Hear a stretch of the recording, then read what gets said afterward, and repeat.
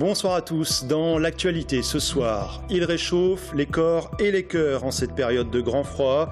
Ce sont les bénévoles des maraudes, reportage en gare de Tours où l'entraide ouvrière reçoit des SDF, mais pas seulement, vous le verrez. Bernard Cazeneuve à Blois, aujourd'hui dans un centre pour apprentis du BTP, le Premier ministre inaugurait une extension du bâtiment, un établissement cité en exemple pour ses formations de pointe, notamment dans le domaine du développement durable.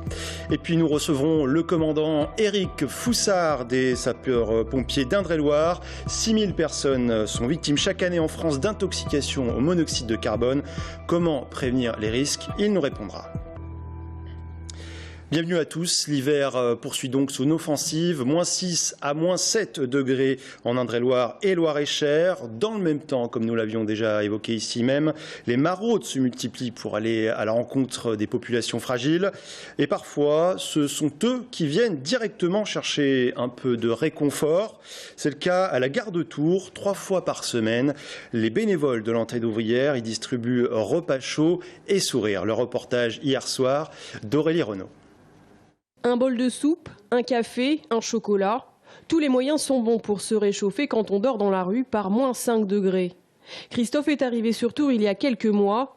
Il devrait emménager dans un studio dans peu de temps. Mais pour le moment, il doit se débrouiller. Moi déjà, c'est ma voiture.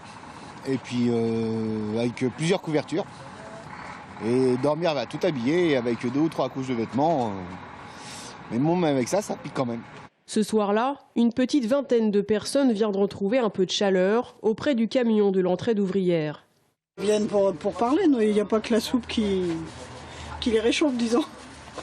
Présents 3 soirs par semaine à la gare, les bénévoles peuvent ainsi s'assurer de l'état de santé de ces personnes sans abri. On s'assure que les personnes sont bien couvertes. Nous, dans le camion, on a des écharpes, des bonnets, des couvertures. Donc on peut proposer aussi ce genre de choses aux personnes. Et puis de les orienter aussi sur les accueils, sur les haltes, par exemple, du matin. Voilà, en leur disant qu'après avoir passé la nuit dehors, il y a des lieux d'accueil en journée chauffés qui peuvent aussi les accueillir. Actuellement, il existe 490 places réservées à l'hébergement d'urgence. Un gymnase et 2 locaux associatifs ont également été mis à disposition pour cet hiver à Tours.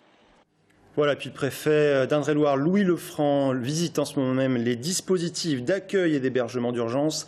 45 places supplémentaires ont été ouvertes. Avec la baisse des températures, les moyens de chauffage sont de plus en plus sollicités. Et ce n'est pas sans risque. Les pompiers interviennent régulièrement pour des intoxications au monoxyde de carbone ou bien des feux de cheminée. Alors comment éviter l'accident? Quels sont les bons réflexes à adopter? On en parle avec notre invité ce soir, le commandant Éric Foussard. Bonsoir. Bonsoir. Alors vous êtes en charge de la prévention en Indre-et-Loire, prévention des risques. Je le disais, 6000 personnes chaque année sont victimes d'intoxication au monoxyde de carbone. D'où ça vient ce monoxyde et pourquoi c'est si dangereux? Alors effectivement, déjà, c'est connaître l'origine de ce gaz.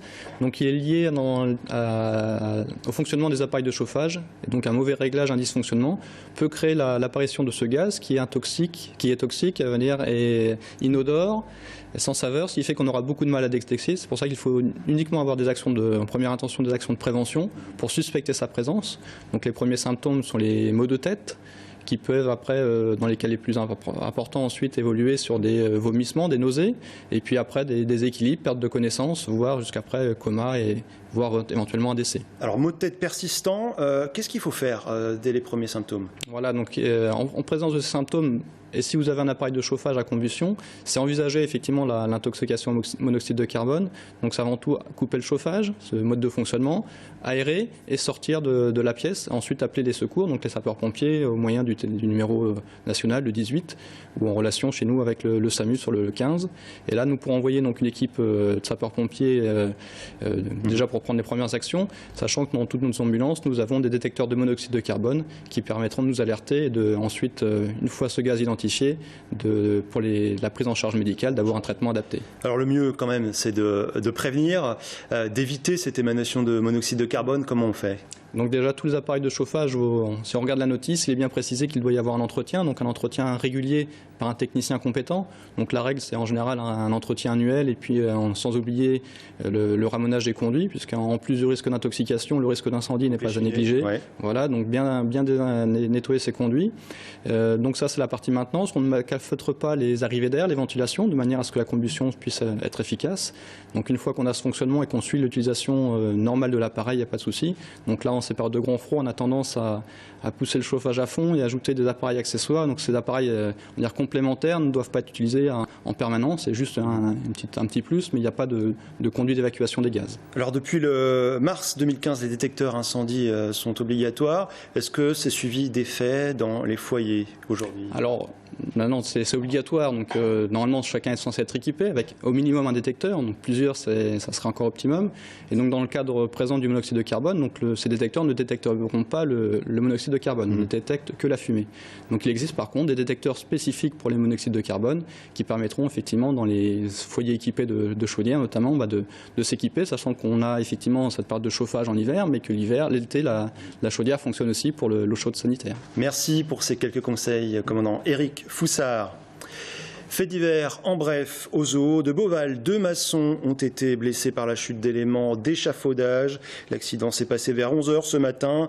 Les poutrelles étaient attachées à cette grue que vous découvrez. Les victimes travaillaient sur le chantier de la Terre des Lions, prochaine attraction de la saison 2017. L'un des maçons blessé aux jambes et au torse a été pris en charge par l'hélicoptère du SAMU. Ses jours ne sont pas en danger. Et puis, dans l'affaire de cette saisie de 475 kg de cannabis lundi à Maillé au sud de l'Indre-et-Loire, eh bien, la garde à vue du suspect est prolongée jusqu'à demain. L'homme, déjà connu des services de police, avait tenté de semer les douanes au cours d'une course-poursuite de 70 km. Avec près d'une demi-tonne, il s'agit de la 3e plus importante prise dans le département. 2 tonnes 100 avaient été découvertes en 2013 dans un camion, 710 kg également en 2012. Enfin, un mot de justice avec la condamnation hier d'un homme par la cour d'assises d'Indre-et-Loire à 8 ans de prison. Il était jugé pour un viol commis sur une jeune femme en novembre 2013 à Tours. Le condamné, âgé de 24 ans, souffre de schizophrénie. Sa peine est donc accompagnée d'un suivi socio-judiciaire et d'une obligation de soins. Après Orléans, début janvier, pour l'inauguration du nouvel hôpital, Bernard Cazeneuve était à Blois aujourd'hui pour son 2e déplacement en région centre. Le Premier ministre y a visité un centre de formation pour apprentis du bâtiment, le CFA qui vient de bénéficier d'importants travaux d'extension. L'occasion pour le Premier ministre de louer la qualité de l'enseignement délivré dans cet établissement pilote. Les apprentis y sont formés aux toutes dernières technologies de construction, notamment dans le domaine du développement durable. Sephora Namani avec Amanda Bré-Rivera. Bernard Cazeneuve est arrivé ici au CFA BTP Loir-et-Cher à Blois à 15h15 accompagné de la ministre du Travail Myriam El Khomri, accompagné de la secrétaire d'État déléguée à la formation et à l'apprentissage Clotilde Walter. Il a été accueilli par le président de la région Centre-Val de Loire, François Bonneau, Maurice Leroy, député de Loir-et-Cher, et Marc Grécourt, maire de Blois. Il venait inaugurer le CFA BTP Nouvelle Génération du Loir-et-Cher, un projet pilote de 25 millions d'euros, tant au niveau pédagogique avec 3 nouvelles plateformes pour offrir des formations répondant aux techniques innovantes de l'éco-construction et la création de nouvelles filières d'excellence avec notamment des formations diplômantes post-bac. Alors après l'inauguration, le Premier ministre en a profité pour visiter ce nouveau bâtiment et a échangé avec des apprentis autour d'une table ronde. Avant de conclure sa visite au CFA de Blois par un discours dans lequel il a rappelé l'importance de la revalorisation des filières d'apprentissage. Nous sommes tous ici convaincus que l'apprentissage est une voie d'excellence pour l'emploi.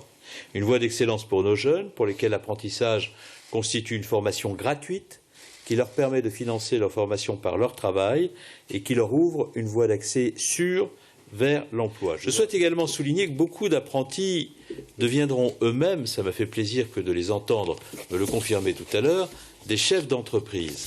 Je crois beaucoup à la nécessité de développer les entreprises et particulièrement dans le secteur de l'artisanat.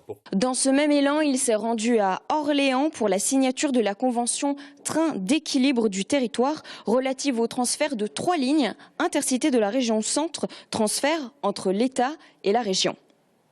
Voilà pour cette visite de Bernard Cazeneuve à Blois. Puis on clôt ce chapitre politique avec une nouvelle candidature aux législatives sur la 2e circonscription d'Amboise, celle de Fabien Coste, premier secrétaire départemental du Parti communiste et conseiller municipal de Montlouis. Il se présente avec Michel Marek, adjointe à la culture à Château-Renaud. Ce soir, ne manquez pas notre grand rendez-vous du Grand Talk, l'hebdo de l'actualité dans le Val-de-Loire. Dans ce numéro, Aurélie Renaud revient sur une affaire douloureuse qui a marqué l'histoire de l'Indre-et-Loire, celle du massacre de Maillé. En août 1944, 124 habitants de ce village étaient assassinés par l'occupant allemand. L'enquête ouverte en Allemagne vient d'être classée, mais les rescapés vont former un recours. En plateau, justement, l'un de ces rescapés, Serge Martin, mais aussi leur avocat. Écoutez. Quand le massacre a eu lieu, vous aviez 10 ans, je le rappelle, vous avez perdu vos parents, votre frère, vos 2 petites sœurs.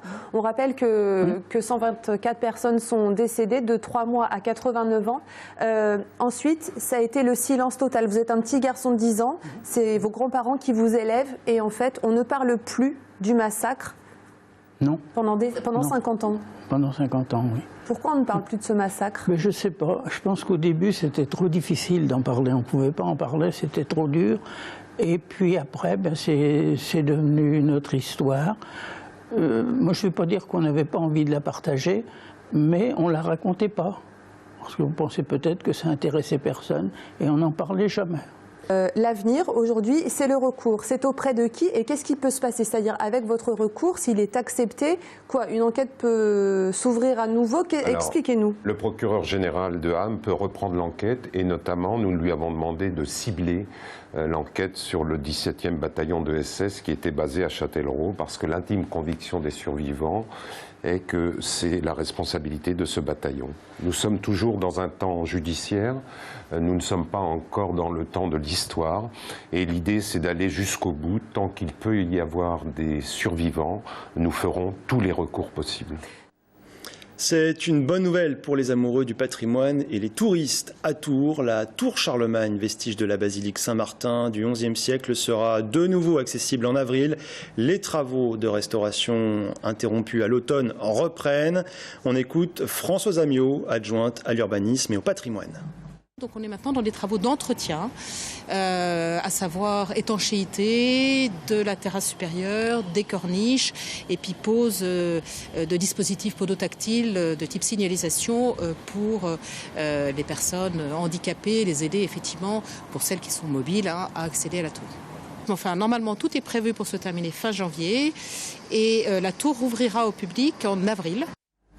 Son investiture aux législatives sur la première circonscription d'Indre-et-Loire a été confirmée et pourtant, Céline Ballesteros, élue Les Républicains à Tours, pourrait bien faire face à une candidature dissidente venue de son propre camp. Comment compte-t-elle gagner malgré la division à droite? Nous lui poserons la question. À tout de suite.